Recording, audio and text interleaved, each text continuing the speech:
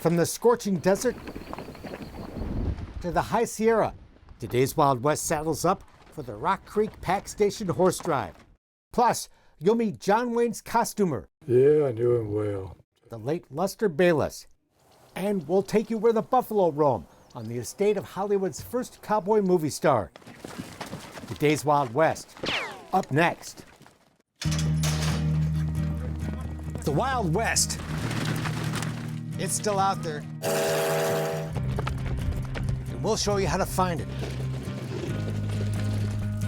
This is today's Wild West. The Rock Creek Pack Station Spring Horse Drive. 4 days in the saddle. Yes, definitely having fun already. Driving a herd of horses and mules 100 miles. Through scorching desert heat. Choking clouds of dust. Along historic trails that'll end up high in California's spectacular Sierra Nevada mountains. Are you psyched up? Yes. This adventure begins where it ends, at the Rock Creek Pack Station, about 30 miles northwest of Bishop, California. Their group includes many who've been here before. It's a ball. Yeah? Yeah. It's a really unique experience. Yeah, there's nothing else like it. We drop off our cars, hop in a van, and head down the mountain to our first night's camp far below, at the pasture where the horses we'll drive have spent the winter. The solar rays come off the West Coast Ocean and relay on the White Mountains here. Really? Yeah, it's super spectacular. It's something I just learned the other day. No, you can't. It's a beautiful June evening for an outdoor dinner in the scenic Owens Valley. But we are warned, tomorrow will be tough. It's supposed to be around 108 in shape, and there's no shape. Could be the most miserable afternoon of your life if you stand the sun. It's fun. But that doesn't faze Linda Wilson. It's like therapy. You're out here in the wilderness. She's been coming on this ride for 32 years. When I go home, I have 6 kids and a husband, and this is the only thing I do that I get away from it all and enjoy the outdoors by myself. I don't have to do anything for anyone but myself. So that's therapy to me. Thanks. Next morning, the cool of the dawn and anticipation and excitement are in the air as we saddle up. A little nervous. But this pleasant temperature won't last long. Oh, it's challenging out here, especially in 106-degree heat. But here you are again. Yeah, that's because she's here again. So you psyched?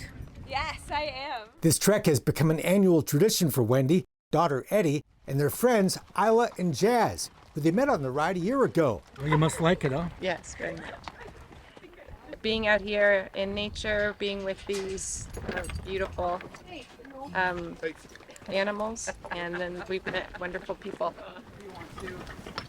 Most people would probably think you're crazy. This fascinating and hardy group of adventurers includes hairstylists, nurses, attorneys, a federal judge, a park ranger, and others who choose to spend their vacation horseback in the desert heat.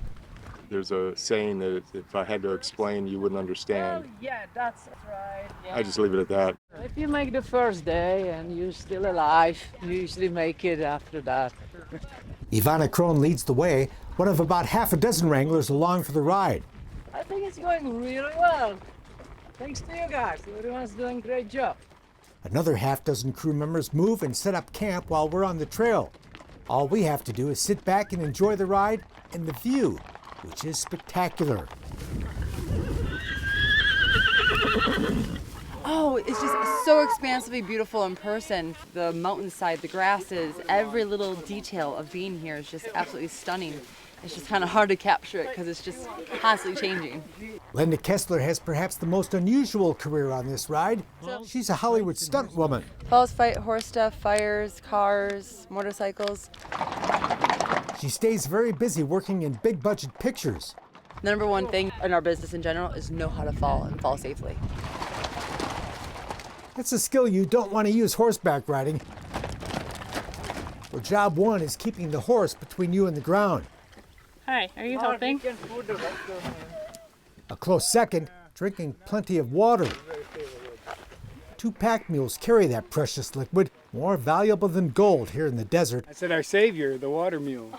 where the temperature soon tops 100. We take regular breaks to make sure everybody gets tanked up. You haven't had fun until you've been riding a horse for about, 8 hours in 110 degrees out in the Owens Valley Desert. But we are having a good time, thanks to plenty of water. How are you feeling? I feel good. I mean, surprisingly good, considering it's as hot as it is and the day's long. But it's a lot of work, but it's a lot more fun. Cool. We're back on the dusty trail, a trail of dust that's like talcum powder. The hooves of the horses send up thick clouds of the stuff, and the animals disappear into the gritty fog. Much of our journey follows the old rail bed of the Slim Princess, the nickname of the old Southern Pacific narrow gauge railroad that once ran here. Built in the 1800s, the trains quit running in 1960 and the tracks were pulled up. But along with the roadbed, other remnants remain, like an old abandoned depot. Narrow gauge went from the Owens Lake all the way up towards Bode. As we ride this 19th century trail, we come across the 21st century, the Owens Valley Observatory, owned by Caltech, the California Institute of Technology. Known as the Owens Valley Ears, I'm told the dishes are indeed ears, listening to radio waves, the sun, and deep into space. It's day 2. We've been in the saddle for 3-4 hours. Another hot, dusty day, not as hot, but nothing's better than stopping for some water. This stuff's worth gold out here. I said I used to think everybody on the horse drive had such white teeth, but it's just their faces so dirty.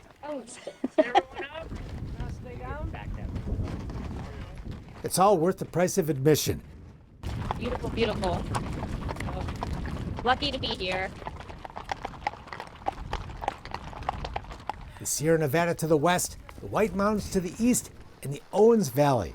All a beautiful sight. We're the lucky few that get to enjoy the view horseback. However, I will admit that night's camp was a welcome sight, where we'd get a shower, dinner, and a good night's sleep.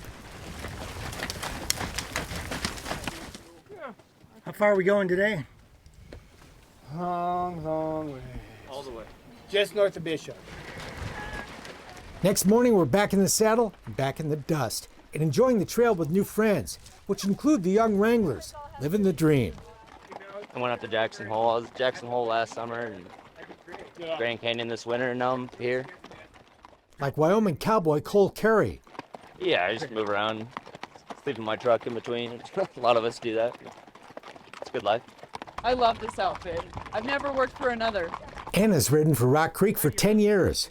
It's a family. Just Craig, he runs a family business and he's not some distant boss that you never see. He's there for everything and you can talk to him about anything. And he really values us, I feel like.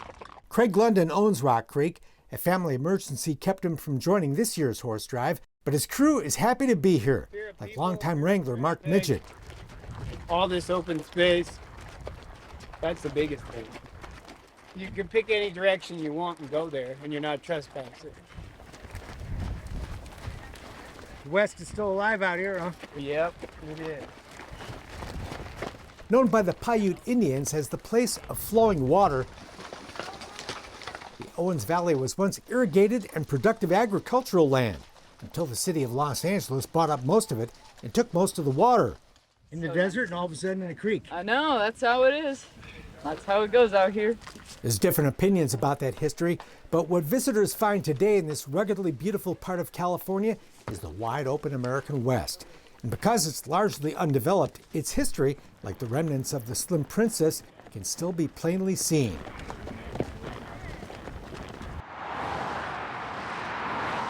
This ride is a mix of both the old and new American West, like busy Highway 395. The California Highway Patrol stops traffic to escort us across, and we're soon back in the desert. All right, watch out!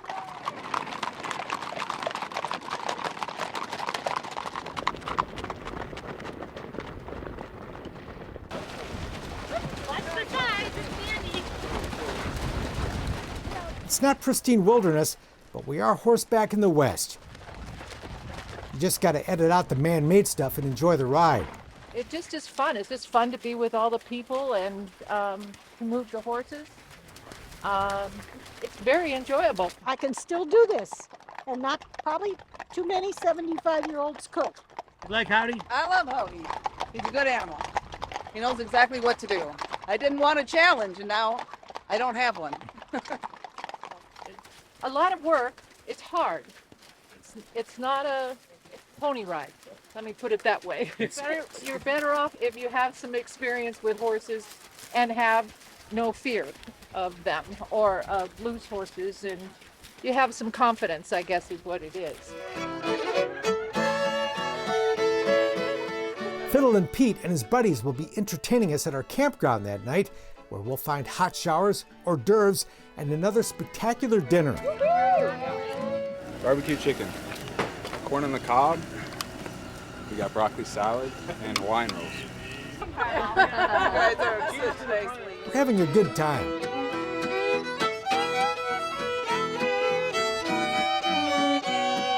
The worst of the heat is behind us, and tomorrow we head for the high country. Right up there is Rock Creek. So we go up the hill, take a left, and we're home. Oh yeah, that's an easy way of putting it. Back in the day, when you needed to get from the Owens Valley to the mountains, this was the road, and your horse was your ride. Unless you took a wagon. These are wagon ruts, huh? Yeah, these are.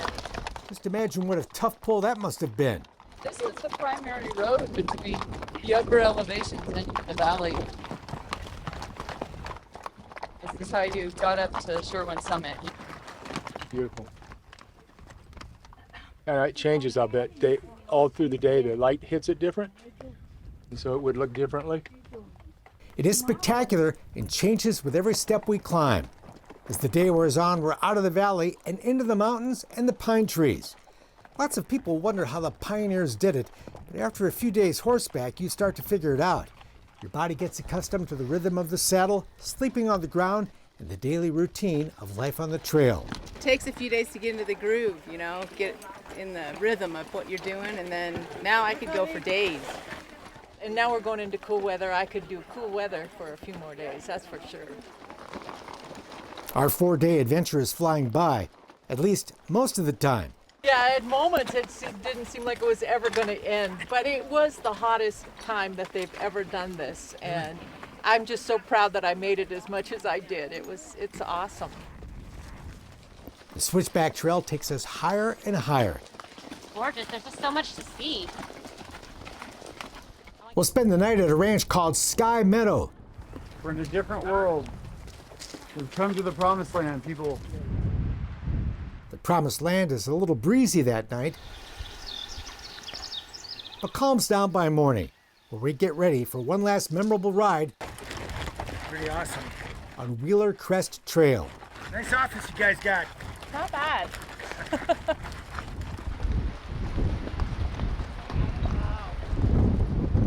It's amazing. Yeah, that's beautiful. Nice place for lunch, huh? Yes, it's gorgeous. We'll take a break for lunch in a beautiful mountain meadow. Then we're back on the trail for the home stretch. To the pack station, the end where we began. It's been a tough ride, a beautiful ride, and an unforgettable ride in this unique part of the American West. Many of my new friends are already planning to ride back down the mountain this coming fall when the horses are driven back to their winter pasture. He hitchhiked to LA and became John Wayne's trusted costumer. Yeah, I knew him well. The amazing life of Lester Bayless, just ahead. And what do you remember about John Wayne? What kind of guy was he? I tell you, he was a straight shooter. When he told you something, you could take it to the bank. He hitchhiked to Hollywood with $60 and became the trusted costumer and friend of John Wayne. Oh, you got an article on you. Yeah, Hollywood to Ruralville. You've come a long way since you hitchhiked out here with what, 50? Right. Before he passed away in 2022, Lester Bayless gave us a tour of United American Costume, the amazing company he founded that's been costuming classic westerns and all kinds of other films since the 1970s. I didn't like to take too many pictures with it. I didn't do that too much. Lester worked on more than a dozen John Wayne films, including The Cowboys.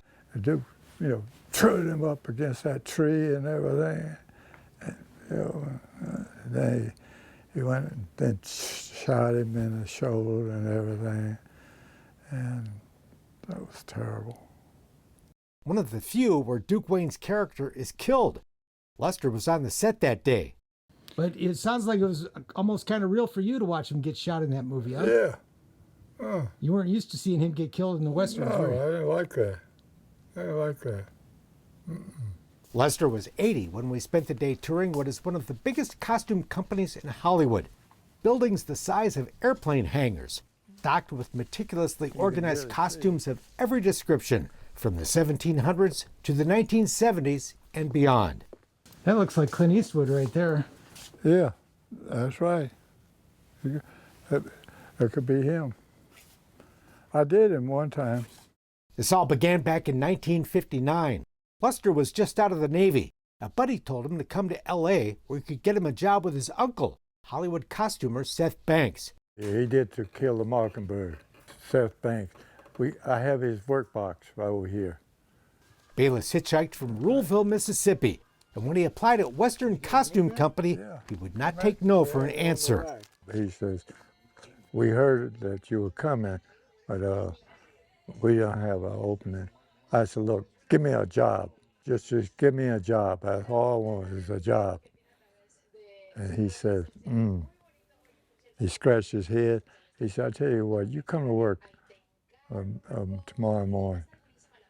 I was here, and that was it. This is his son. Fast forward a couple years, costumer Frank Beatson, who rented outfits from Western, was impressed by Lester's work ethic and gave him his big break, a job on McClintock, filmed at Old Tucson Studios in Arizona, where he first met John Wayne. Duke was impressed as well. I saw Duke again. He said, "Hey, kid, I want you to always do my movies." So from McClintock to the end of Duke's career, you worked on all his movies. Yeah. From then on, I did everything. I did everything to the end. And in the end, when Wayne was dying of cancer, he sent Lester this telegram. It says, "Dear Les, that's the best way to get them, Les, from the folks you love. Duke." That was right before he died, huh? Yeah. Memorabilia from his John Wayne days is prominently displayed in Lester's office, including souvenir coffee mugs from all those movies. Duke even came over for dinner one night, much to the delight of Lester's two young daughters. We had dinner at my house one time. The two kids, boy, they were just thrilled. Later, he called and sent some stuff there for Christmas. You knew him pretty well, huh? Yeah, I knew him well, I'll tell you. Good guy? Good guy. You can take his word and take it to any bank you want to. There's lots of memories here from those classic pictures, like True Grit. True Grit. With the eye patch. Yeah. That's the hat he wore? Yeah. And the day when John Wayne forgot his eye patch. And Hathaway, what in the hell are you doing? Director Henry Hathaway was not happy. Where's his eye patch? I took off running up the hill in Colorado. And I came back and I handed it to him. And I fell and my heart went down. You had a heart attack? Yeah. Couldn't have done it without you, Lester. Jim Ardess. The walls are filled with framed photos and notes of other Hollywood legends, like director Howard Hawks. He was a tough guy to work for, too, huh? Oh, yeah. He was a good guy, though. There's a note from Jane Fonda from Comes a Horseman, a photo with James Garner, and a picture and a note from James Arness, just to name a few. You're good buddies with Sam, too, huh? Yeah. I talked to him about a week ago. One of Sam Elliott's distinctive cowboy hats and costumes is prominently displayed. Lester's collection also includes the hat James Arness wore as Marshal Dillon in Gunsmoke, the hat James Garner wore in Maverick, and perhaps the best-known hats in any Western, those worn by Robert Duvall and Tommy Lee Jones in Lonesome Dove. Amazing to get to see them. That's a good hat.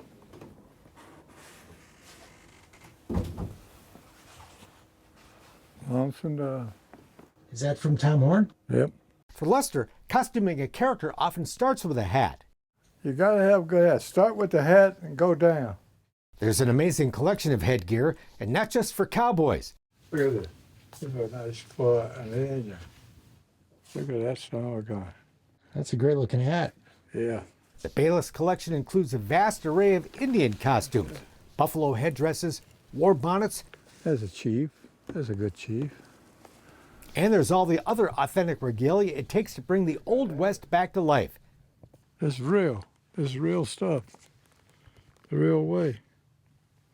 Yeah, I like them aged down a little bit. See? Darker. Darker. Yeah, like that. Yeah. Yeah. See? So they look real. Yeah, they're real. They are real. Look, chokers. Yeah. I think those are Sam. Sam probably wore Sam wore those? Yeah. Chaps for cowboys and dusters for outlaws. See. Those are fun. Yeah. Gotta have a duster for a Western movie, huh? You got to have. All with one guiding principle. So it's all very authentic. Yeah, it's gotta be. You gotta be real. There we go. You want to do a Western, this is the place, huh? Yeah.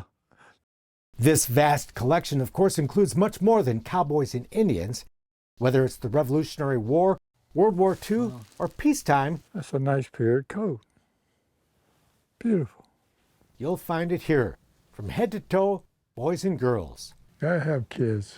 And if they don't own it, United American's expert crew can make it, like this beautiful brand new gown.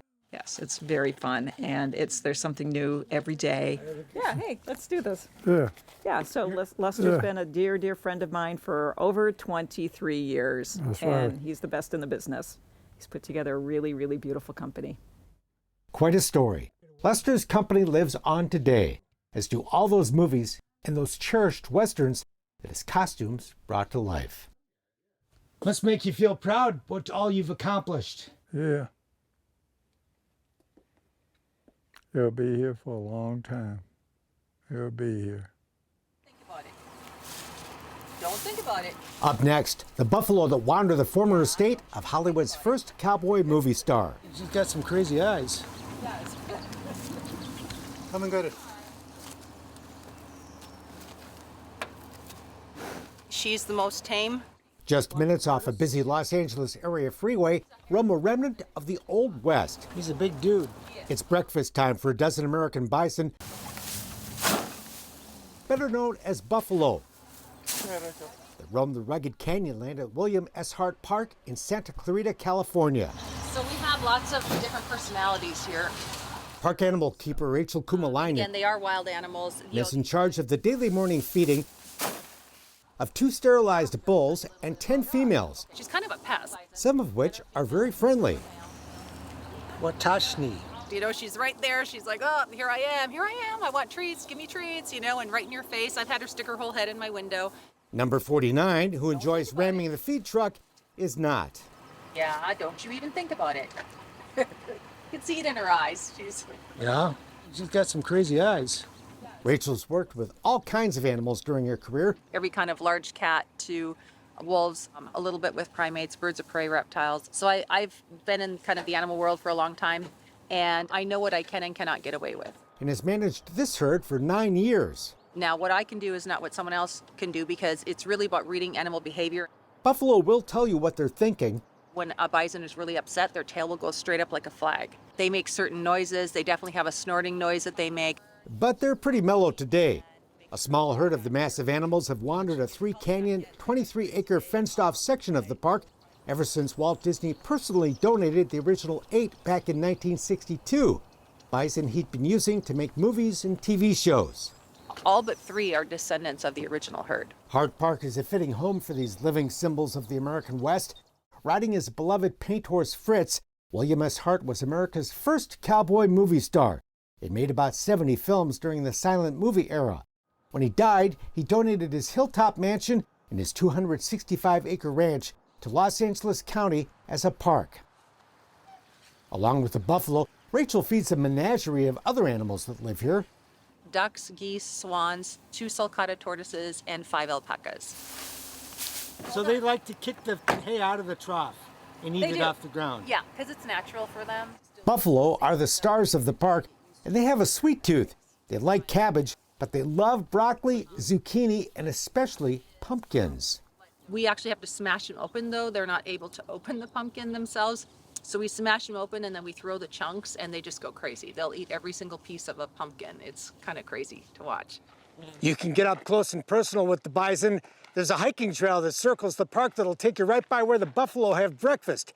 And if you like, you can even volunteer to help feed them. We take volunteers ages 14 and older. So anyone that loves animals, this is a really unique opportunity.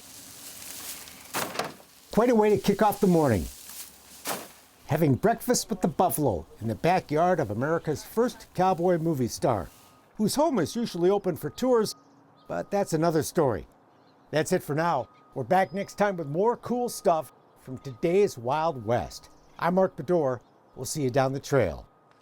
For more information on the people and places featured in today's Wild West, or to order show DVDs and books, visit todayswildwest.com. Funding for Today's Wild West provided by the Leggett Foundation,